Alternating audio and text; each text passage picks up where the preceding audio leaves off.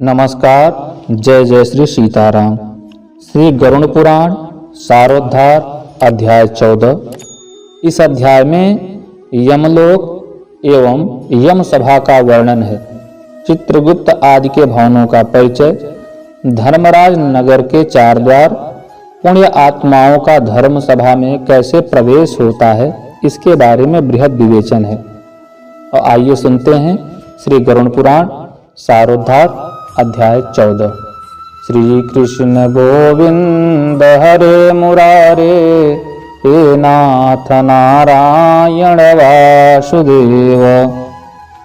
श्री गरुड़ जी ने कहा, हे दयानिधे, यमलोक कितना बड़ा है, कैसा है, किसके द्वारा बनाया हुआ है, वहाँ की सभा कैसी है और उस सभा में धर्मराज किनके साथ बैठते हैं। हे दयानिधे, जिन धर्मों का आचरण करने के कारण धार्मिक पुरुष जिन धर्म मार्गों से धर्मराज के भवन में जाते हैं, उन धर्म मार्ग तथा धर्मों के विषय में आप मुझे बताइए। श्री भगवान ने कहा, हे गरुड़, धर्मराज का जो नगर नारद आदि मुनियों के लिए भी अगम्य है, उसके विषय में मैं बतलाता हूँ, सुनो। उस दिव्य नगर को महापुण्य से ही प्राप्त किया जा सकता है। दक्षिण दिशा और नैऋत्य कोण के मध्य में वैवस्वत यम का जो नगर है, वह संपूर्ण नगर वज्र का बना हुआ है, दिव्य है और असुरों द्वारा तथा देवताओं से अभेद्य है। वह पूर्व चौकोर 4 द्वारों वाला, ऊंची 4 दीवारी से घिरा हुआ और 1000 योजन प्रमाण वाला कहा गया है। उस पुर में चित्रगुप्त का सुंदर मंदिर है, जो 25 योजन लंबाई और चौड़ाई में फैला हुआ है। उसकी ऊंचाई 10 योजन है और वह लोहे के अत्यंत दिव्य 4 दीवारी से घिरा हुआ है। वहां आवागमन के लिए सैकड़ों गलियां हैं और वहां पताकाओं एवं ध्वजों से विभूषित है। वह विमान समूहों से घिरा है और गायन वादन के विनादिक है। चित्र बनाने में निपुण चित्रकारों के द्वारा चित्रित है तथा देवताओं के शिल्पियों ने उसका निर्माण किया है। वह उद्यानों और उपवनों से रमणीय है। नाना प्रकार के पंछीगण उसमें कलरव करते हैं तथा वह चारों ओर गंधर्वों तथा अप्सराओं से घिरा है। उस सभा में अपने परम अद्भुत आसन पर स्थित चित्रगुप्त मनुष्यों की आयु की यथावत गणना करते हैं। ये मनुष्यों के पाप और पुण्य का लेखा जोखा करने में त्रुटि नहीं करते। जिसने जो शुभ अथवा अशुभ कर्म किया है, चित्रगुप्त की आज्ञा से उसे उन सब का भोग करना होता है। चित्रगुप्त के घर के पूरब की ओर ज्वर का एक बड़ा विशाल घर है और उनके घर के दक्षिण सूल लूता और विस्फोट के घर हैं तथा पश्चिम में कालपास, अजीर्ण तथा अरुचि के घर हैं। चित्रगुप्त के घर के उत्तर की ओर राजरोग और पांडुरोग का घर है। ईशान कोण में सिरपीड़ा का और अग्निकोण में मूर्छा का घर है। नैऋत्य कोण में अतिसार का, वायव्य कोण में शीत का और दाह का स्थान है। इस प्रकार और भी अन्य अन्नवादियों से चित्रगुप्त का भवन घिरा हुआ है। चित्रगुप्त मनुष्यों के शुभाशुभ कर्मों को लिखते हैं। चित्रगुप्त के भवन से 20 योजन आगे नगर के मध्य भाग में धर्मराज का महादिव्य भवन है। वह दिव्य रत्नमय तथा विद्युत की ज्वालामालाओं से युक्त और सूर्य के समान देदीप्यमान है। वह 100 योजन चौड़ा, 200 योजन लंबा और 50 योजन ऊंचा है। 1000 स्तंभों पर धारण किया गया है। वैदुर्य मणि से मंडित है, स्वर्ण से अलंकृत है और अनेक प्रकार के हर्म धनिकों के भवन और प्रासाद गृह से परिपूर्ण है। वह भवन शरदकालीन मेघ के समान उज्ज्वल, निर्मल एवं स्वर्ण के बने हुए कलशों से अत्यंत मनोहर है। उसमें चित्र बहुरंगे रंग की स्फटिक से बनी हुई सीढ़ियां हैं और वह हीरे के फर्श से सुशोभित है। रोशनदानों में मोतियों के झालर लगे हैं। वह पताकाओं और ध्वजों से विभूषित, घंटा और नगाड़ों से निनादित तथा स्वर्ण के बने तोरणों से मंडित है। वह अनेक आश्चर्यों से परिपूर्ण और स्वर्ण निर्मित सैकड़ों किवाड़ों से युक्त तथा कंठ कर हित नाना वृक्ष लताओं एवं गुल्मों अर्थात झाड़ियों से सुशोभित है। इस प्रकार अन्य भूषणों से भी भवन सदा भूषित रहता है। विश्वकर्मा ने अपने आत्मयोग के प्रभाव से उसका निर्माण किया है। उस धर्मराज के भवन में 100 योजन लंबी चौड़ी दिव्य सभा है, जो सूर्य के समान प्रकाशित, चारों ओर से देदीप्यमान तथा इच्छानुसार स्वरूप धारण करने वाली है। वहाँ न अधिक ठंड है न अधिक गर्मी, वह मन को अत्यंत हर्षित करने वाली है। उसमें रहने वाले किसी को न कोई शोक होता है, न वृद्धावस्था सताती है, न भूख प्यास लगती है, न किसी के साथ अप्रिय घटना ही होती है। देवलोक और मनुष्य लोक में जितने भी काम में विषय विलासाएं हैं, वे सभी वहाँ उपलब्ध हैं। वहाँ सभी तरह के रसों से परिपूर्ण भक्ष्य और भोजन सामग्रियां चारों ओर प्रचुर मात्रा में हैं।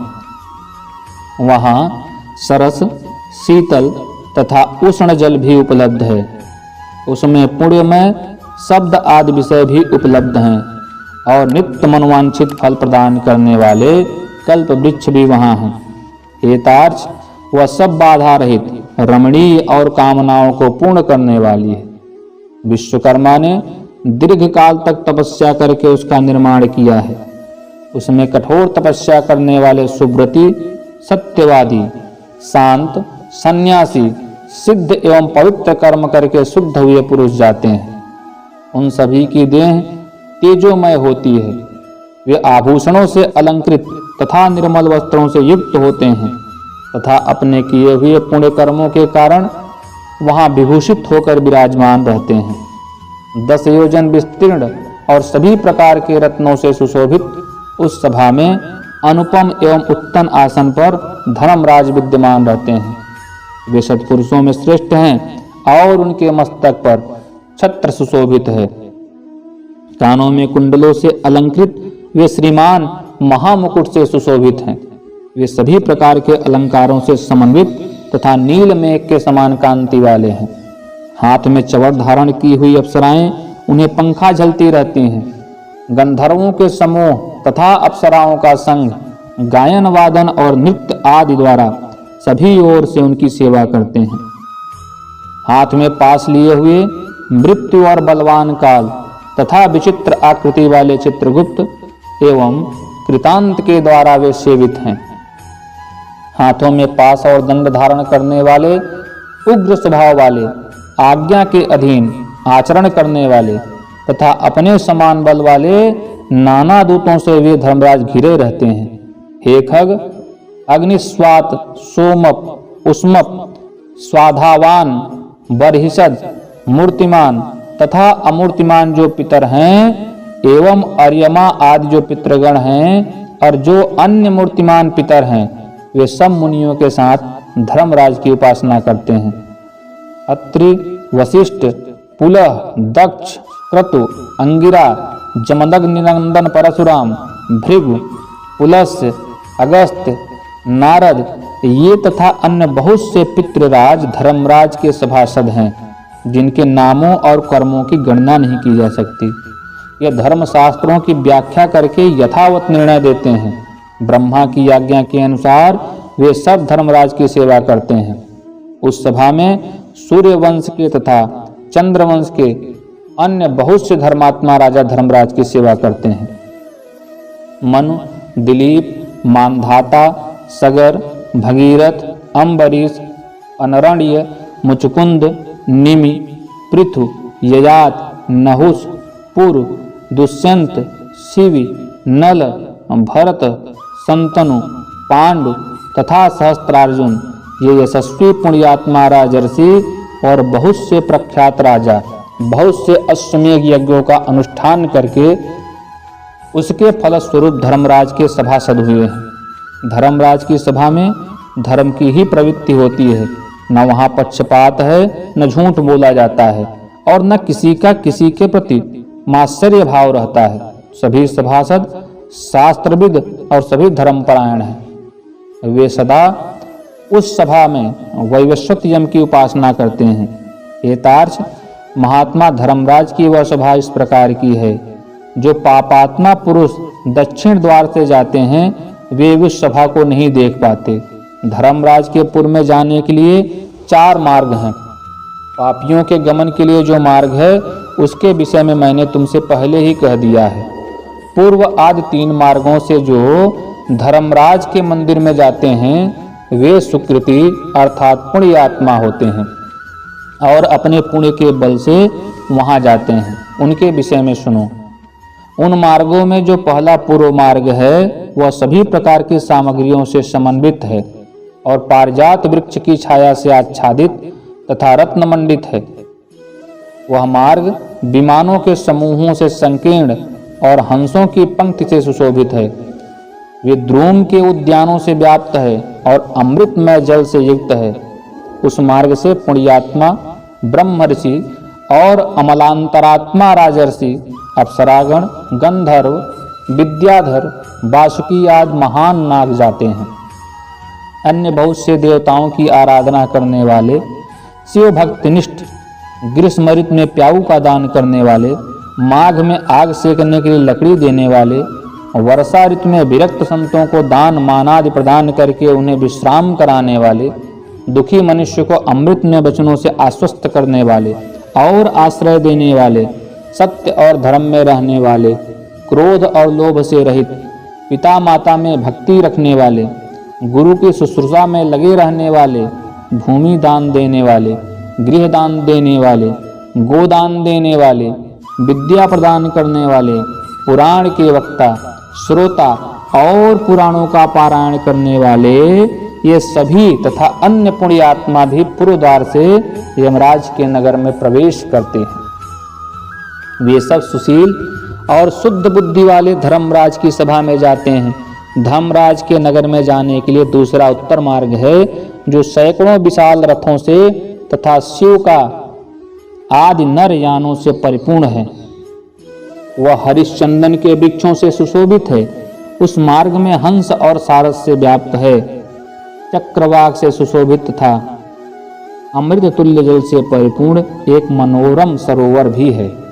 इस मार्ग से वैदिक अभ्यागतों की पूजा करने वाले, दुर्गा और सूर्य के भक्त, पर्वों पर तीर्थ स्नान करने वाले, धर्म संग्राम में अथवा अनशन करके मृत्यु प्राप्त करने वाले, वाराणसी में, गौशाला में अथवा तीर्थ जल में विधिवत प्राण त्याग करने वाले हैं, ब्राह्मणों अथवा अपने स्वामी के कार्य से तीर्थ क्षेत्र में मरने वाले और देव प्रतिमा आदि के विध्वंस होने से बचाने के प्रयास में प्राण त्याग करने वाले, योगाभ्यास से प्राण त्याग करने वाले, सतपात्रों की पूजा करने वाले तथा नित्य महादान देने वाले हैं, वे व्यक्ति उत्तर द्वार से धर्म सभा में जाते हैं। तीसरा पश्चिम मार्ग है जो रत्न जटित भवनों से सुशोभित है।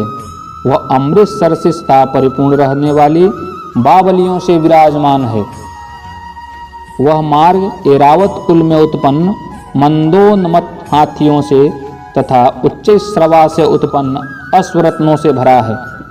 इस मार्ग में आत्मतत्ववेत्ता, सतशास्त्रों के परिचिंतक, भगवान विष्णु के अनन्य भक्त, गायत्री मंत्र का जप करने वाले, दूसरों की हिंसा, दूसरों के द्रव्य एवं दूसरों की निंदा से परांगमुख रहने वाले, अपनी पत्नी में संतुष्ट रहने वाले संत अग्निहोत्री वेद पाठी ब्राह्मण गमन करते हैं। ब्रह्मचर्य व्रत का पालन करने वाले, वानप्रस्थ आश्रम के नियमों का पालन करने वाले, तपस्वी, संन्यास धर्म का पालन करने वाले तथा श्री चरण सन्यासी एवं मिट्टी के ढेले, पत्थर और स्वर्ण को समान समझने वाले, ज्ञान एवं वैराग्य से संपन्न, सभी प्राणियों के हित साधन में निरत, शिव और विष्णु का व्रत करने वाले, सभी कर्मों को ब्रह्म को समर्पित करने वाले, देवऋण, पितृऋण एवं ऋषि ऋण, इन तीनों ऋणों से विमुक्त, सदा पंचयज्ञ में निरत रहने वाले,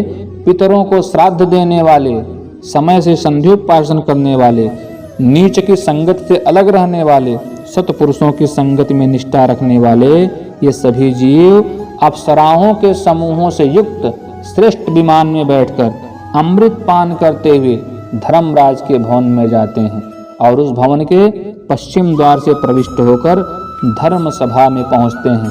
उन्हें आया हुआ देखकर धर्मराज बार बार स्वागत संभाषण करते हैं और उन्हें उठकर अभ्युत्थान देते हैं और उनके सन्मुख जाते हैं।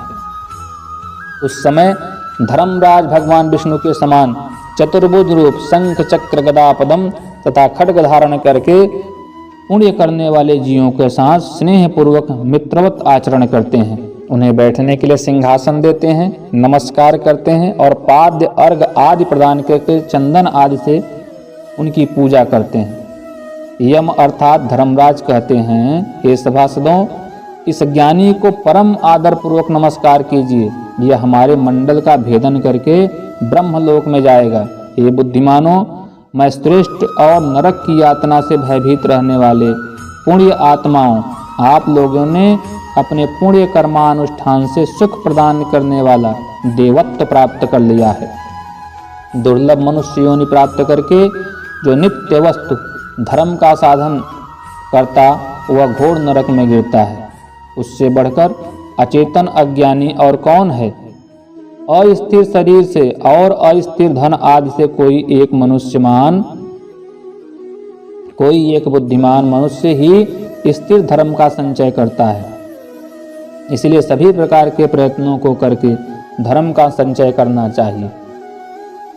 आप लोग सभी भोगों से परिपूर्ण पुण्य आत्माओं के साथ स्वर्ग में जाएं।